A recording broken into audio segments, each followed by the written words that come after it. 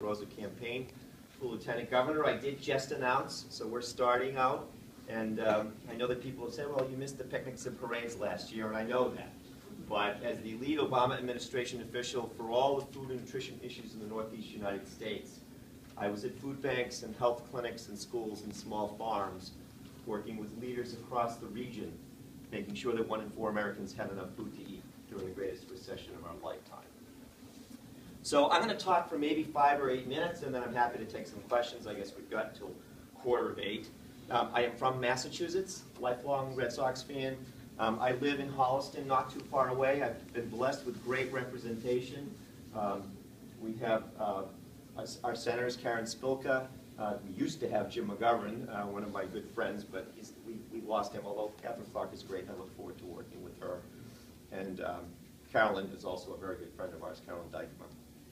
I grew up in a working, middle-class, second-generation immigrant family. Worked my way through Xaverian Brothers High School, worked my way through Harvard. My sisters and I were the first in our family to graduate from college. I grew up in a home where we were taught to make a difference in the lives of others, and was profoundly influenced by the events and gatherings of the 1960s. Our home, it was ever present, whether it was civil rights movement, anti-war rallies, environmental meetings, Kennedy campaigns.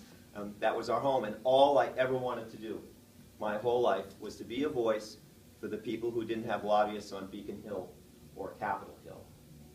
Not too long after graduation, I was actually trained by Ida Rodriguez, Cesar Chavez's son-in-law with the United Farm Workers, training community organizers. Spent a little time at the State House.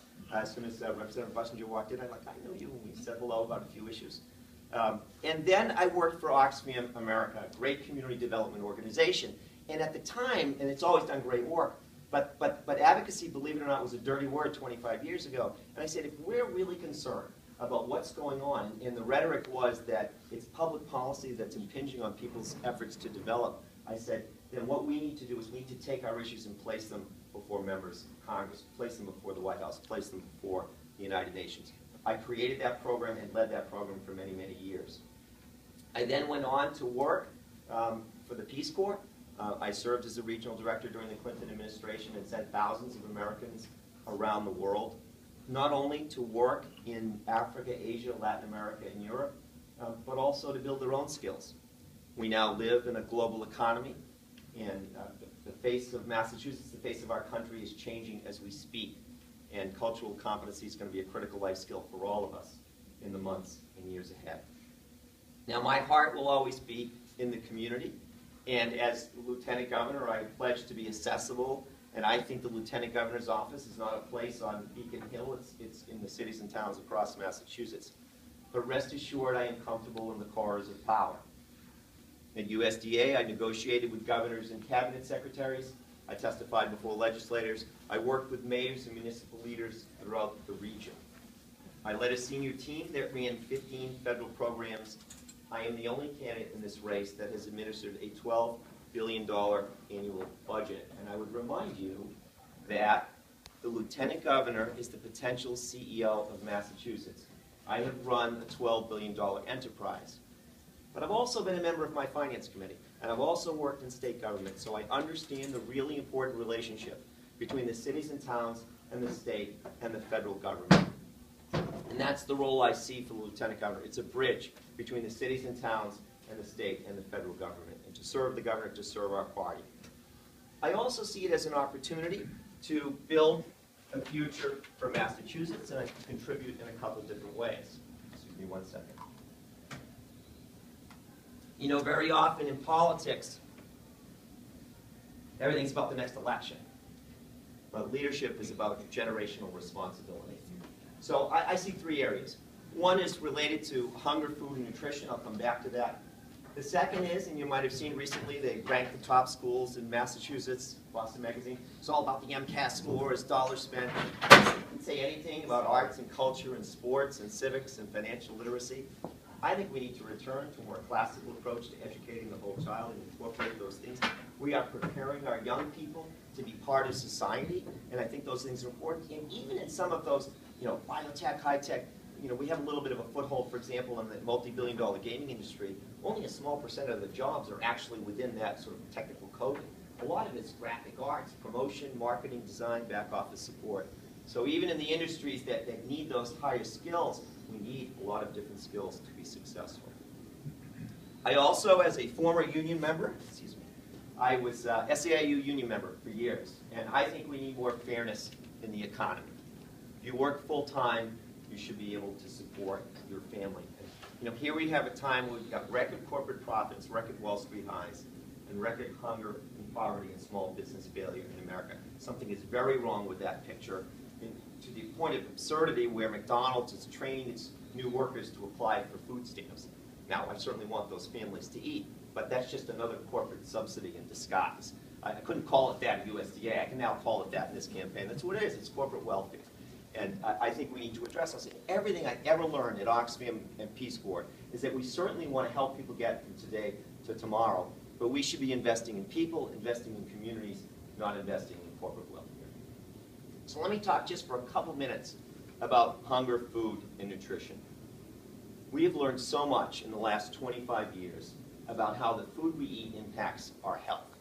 And we could save the Massachusetts economy billions of dollars by promoting better nutrition and healthier lifestyles.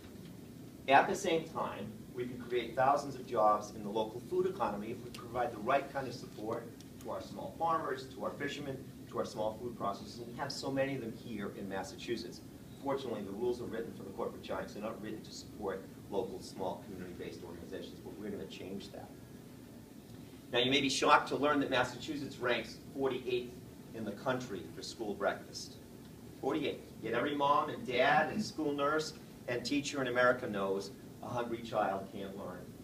I promise, as Lieutenant Governor, I will work for universal breakfast in every elementary classroom in Massachusetts, because we know that kids who have breakfast do better in school, have less problems with discipline, and by the way, they do better on those tests that the administrators worry so much about. Now, hunger for me is not some abstract concept. I have seen it firsthand. A couple years ago, we had a lot of snow. I'm with a bunch of school kids, and we're just sitting around talking like, what did you guys do on all your snow days? They were all excited to tell me. You know, we went sledding, we played games, my mom made hot chocolate, I had friends over. And one little boy was being kind of quiet, and as a former Little League coach, tried to get everybody involved. I'm like, well, what did you do on your snow day? He looked at me, and then he looked down, and he said, well, I really don't like snow days, because I don't get to eat anything during the day for lunch. Why am I in the race for Lieutenant Governor? There's not a day that goes by that I don't think about that kid and kids like him across the Commonwealth of Massachusetts. And I'll tell you, this is not just happening in poor communities. My middle-class town of Holliston, not unlike Westboro, our food pantry is oversubscribed. My wife runs the senior center. She and her colleagues across the Commonwealth know of seniors that choose between medicine and food. Economic justice, promoting the education of the whole child, ending hunger while creating jobs. If those values are important to you, I ask for your support in this campaign. I ask for your support at the convention. Like some of you here, kind of in the middle of my life's time horizon, you know, my wife and I, we worry. We worry about our parents and the cost of health care. We worry about our kids, my son's here tonight, and not saddling them with tremendous debt when they graduate from college. We also worry about keeping up with the cost of living. So much so some people say, James, what are you, crazy? Give up a secure job. What will happen to you if you run? That's not the question that I ask. The question I ask is, what will happen to all the people I've met along the way if I don't run? My name is James Arena DeRosa, and I'm running for Lieutenant Governor because I believe we live in extraordinary times that requires our sacrifice and the very best of what we have to offer the Commonwealth of Massachusetts. And I believe it is time. Thank you very, very much.